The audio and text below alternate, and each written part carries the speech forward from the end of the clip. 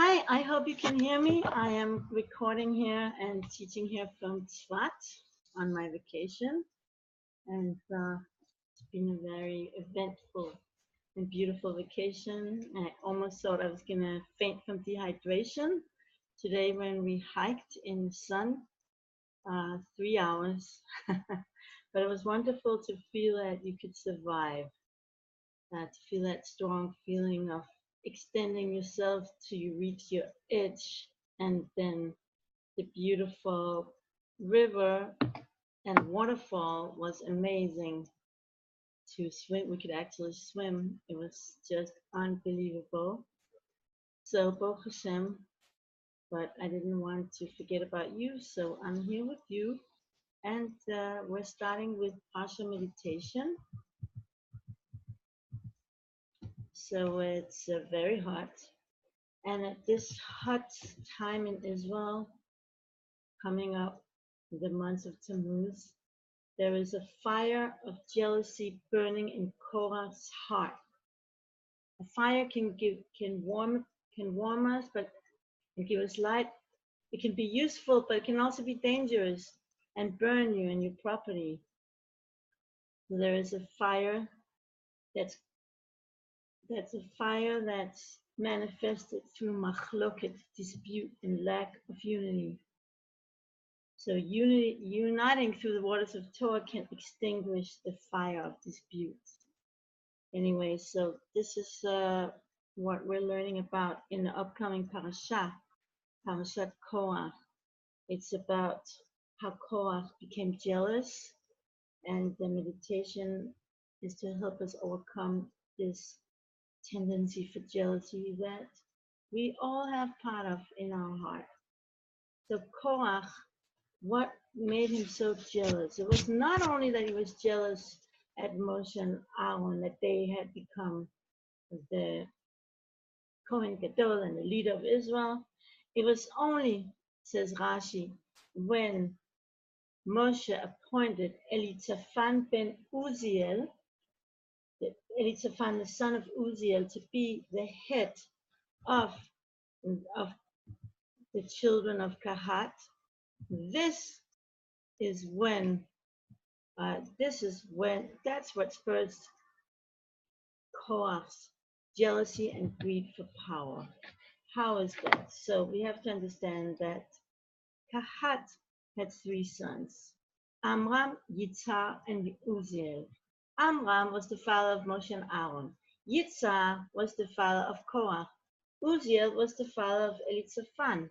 So when Amram's 2 sons had really great and powerful positions, Moshe and Aaron, then Korach rightfully felt that he was next in line. And therefore, especially since he was the son of the second son of Kahat, and therefore he couldn't understand it when the son of the last and youngest son of Kahat, Uziel, was being appointed to be the prince over the house of Kahat. And this is what really spurred his jealousy. Now, that was just too much for him. But little did Korach know that had he not rebelled, he was going to be appointed the prince of the entire tribe of Levi, rather than just the prince of the house of Kahat. This teaches us the great harm of jealousy, which may cause someone to lose that which originally was coming to him. So we need to eradicate this energy of Korach from within. It says in Pirkei Avot, jealousy, lust, and honor-seeking remove a person from this world. How exactly is jealousy generated? The cause of jealousy is when a person feels that he's not receiving what he deserves. In Korach's case, he felt he wasn't receiving the proper amount of honor. If he would have only been truly happy with his portion, then he would have never been jealous. So what we have to do is we have to eradicate the energy of Korach from our psyche in order to make peace with our personal allotment in life and with the people around us. So how wealthy we are, it really depends on our attitude. Who is wealthy? The one who is happy with his lot.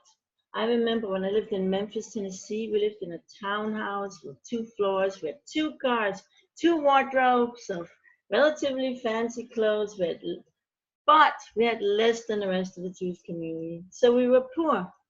When we returned to Israel, although we lived in a trailer, a caravan, we were rich because our son had a closet full of fancy toys from America. So wealth and honor is really relative, and it depends greatly on our attitude.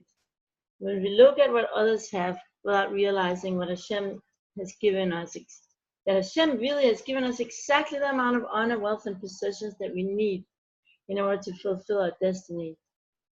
Then if we just look instead of what other people have, we may lose so much more. So it's interesting because it says in Mishlei, King Solomon teaches, jealousy is the rottenness to our bones. And I was thinking that maybe this is the underlying emotional cause for the prevalent osteoporosis in our time. And maybe instead of dealing with only the physical symptoms, such as the physical causes such as chronic dehydration, medical conditions, diet, etc., and instead of just stuffing ourselves with calcium pills, we may be able to prevent osteoporosis by simply practicing overcoming jealousy and becoming happy with our lot in life. So I'd like to move on now to the meditation. And I hope you all close your eyes, make yourself comfortable, and just enjoy resting in yourself. Take some deep breath and relax even more. Imagine a golden circle of light surrounding you. This is your personal domain. Visualize whatever is precious to you inside of this protective circle. Start with the people in your life that you hold dear, then your personal virtues, and then your most precious possessions.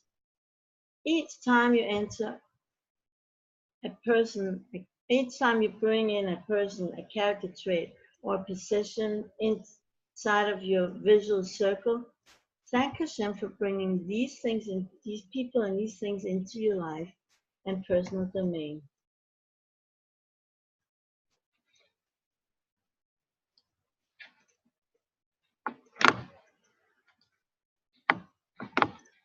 Now imagine a person who sometimes feel jealous at.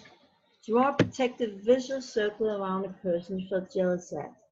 Imagine the things that belong to this person inside of his or her protective circle, whether people, character traits, and or possessions.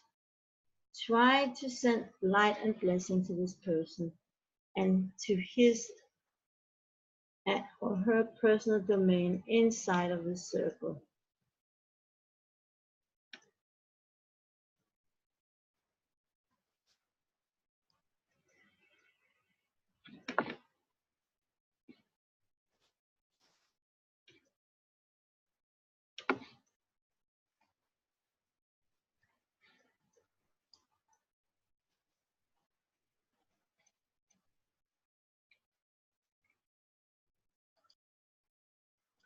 Recognize that Hashem has given each of you exactly what you need. Thank Hashem for your blessings. Thank Hashem for the other person's blessing. Allow yourself to truly recognize the goodness in what the other person has and rejoice on his or her behalf. Now imagine a larger circle of light encircling both your and the other person's personal domain respectively. You are together in this all-encompassing protective circle. You are all interconnected in Hashem's greater oneness. Feel happy for your own and for your friends' accomplishment. Only when we're together will we be able to reach our mutual goals with love. So note that jealousy comes from a feeling of separation. The mind tends to build barriers between ourselves and others. When we go beyond the mind and use our hearts of goodwill, We recognize how we are all interconnected, all part of one cosmic family.